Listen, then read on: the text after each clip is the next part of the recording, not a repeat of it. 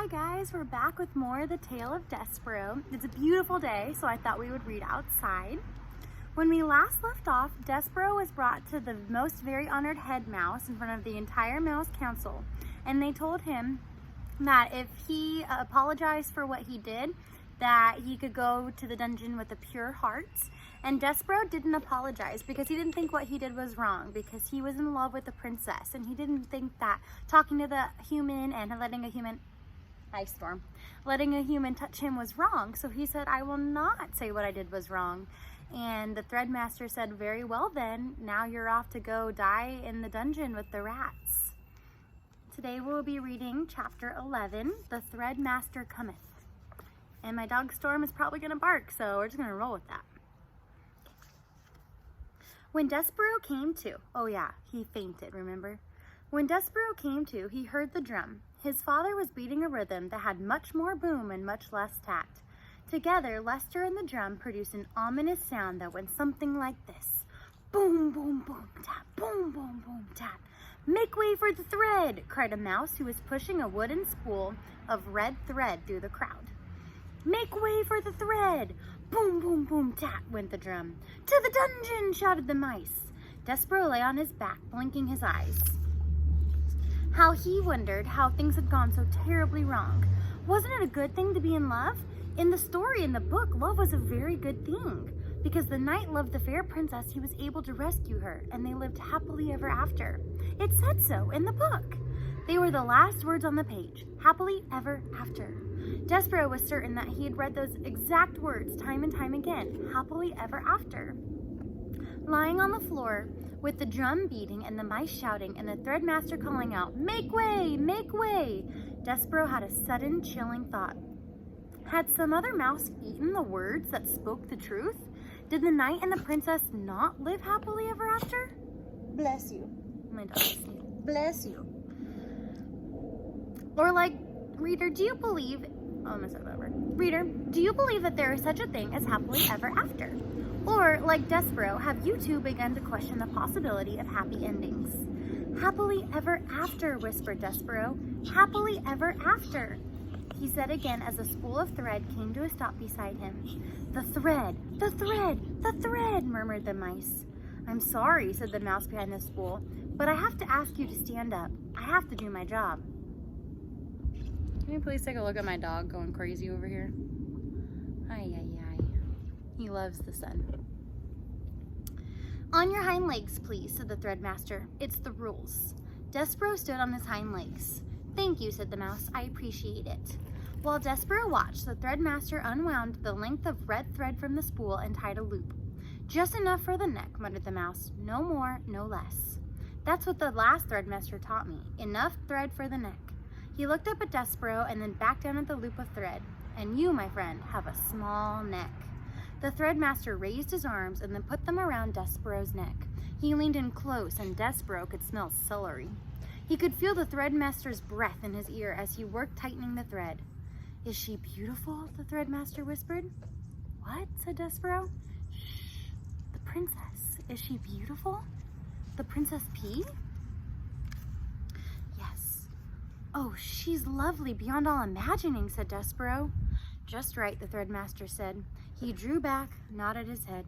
A lovely princess just so is a fairy tale, and you love her as a knight loves a maiden. You love her with a courtly love, a love that is based on bravery and courtesy and honor and devotion. Just so. How do you know that? Despereaux said. How do you know about fairy tales? Shh. The mouse leaned in close, and Despereaux smelled celery again, green and alive. Be brave, friend, whispered the Threadmaster. Be brave for the princess. And then he stepped back and turned and shouted, Fellow mice, the thread has been tied. The thread has been knotted. A roar of approval went up from the crowd. Despereaux squared his shoulders. He made a decision. He would do what the Threadmaster had suggested. Despereaux would be brave for the princess. Even if, reader, could it be true? There was no such thing as happily ever after. So here is a picture of the Threadmaster tying the thread for Despereaux's neck so he could lead him down to the dungeon. And we kind of find out that maybe other mice can read because the Threadmaster knew about Happily Ever After too, and he knew about princesses and true love. So maybe Despereaux's not as alone as he thinks. Chapter 12, Adieu. That means goodbye in French. Remember, Despereaux's mom is French. The sound of the drum changed again. The final tat disappeared and it became nothing but boom. Boom, boom, boom. Boom, boom, boom. Lester used only his tail, bringing it down with a great force and seriousness upon the drum. The Threadmaster retreated. The room of mice fell silent, expectant, waiting. And as Despereaux stood before them with the thread tied around his neck, and the 14 members of the Mouse Council perched on the bricks above him, 2 burly mice came forward. Black pieces of cloth covered their heads, and there were only slits for their eyes. "We," said the bigger of the 2 mice, "will escort you to the dungeon." "Despereaux!" Antoinette called out. "Ah, my Despereaux!" Despereaux looked into the crowd of mice and saw his mother. She was easy to spot. In honor of her youngest mouse being sent to the dungeon, she had put on a tremendous amount of makeup. Each of the hooded mice put a paw on Despereaux's shoulder. "It's time," said the one on the left, the first hood. Antoinette pushed her way through the crowd. "He is my son," she said. I want to have the last word with my son." Despereaux looked at his mother. He concentrated on standing before her without shaking. He concentrated on not being such a disappointment. "Please," said Antoinette, "what will happen to him? What will happen to my baby?" "Ma'am," said the first hood. His voice was deep and slow. "You don't want to know." "I want to know. I want to know. He is my child, the heart of my heart, the last of my mice babies." The hooded mice said nothing. "Tell me," said Antoinette. "The rats," said the first. "The rats," said the second. Yes, we, the rats. What of them?" "The rats will eat him," said the second hood. "Ah," said Antoinette. "Mon Dieu!" At the thought of being eaten by rats, Despereaux forgot all about being brave.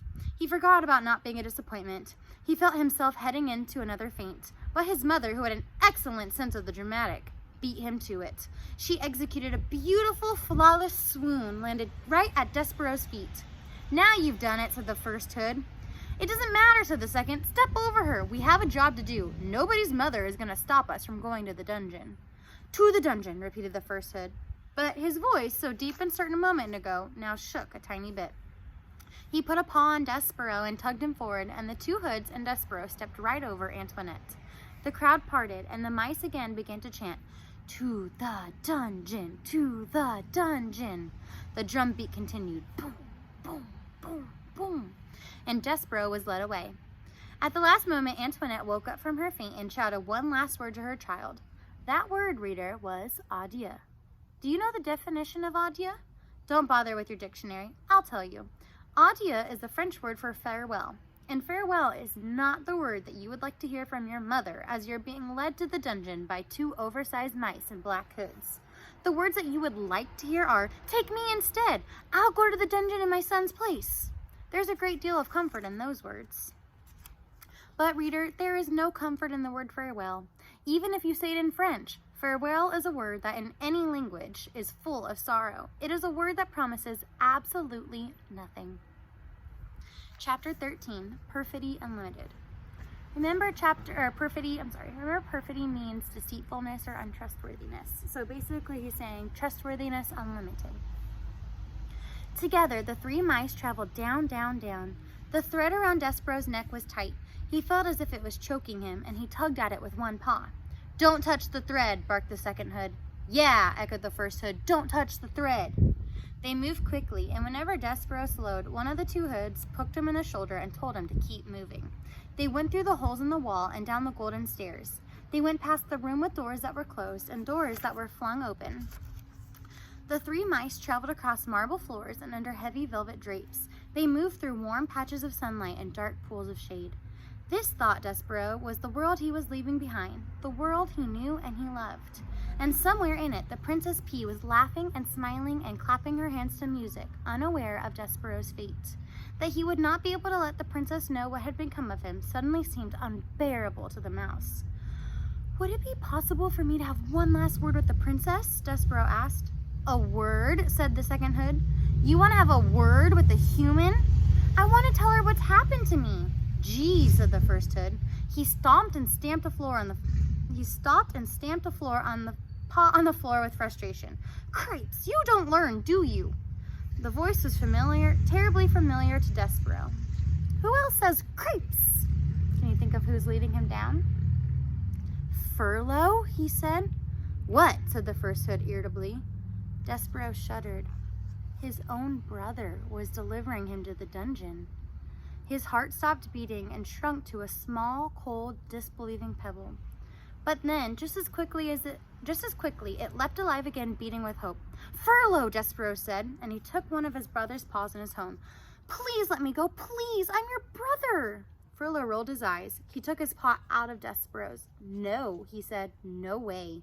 Please, said Despereaux. No, said Furlough, rules are rules.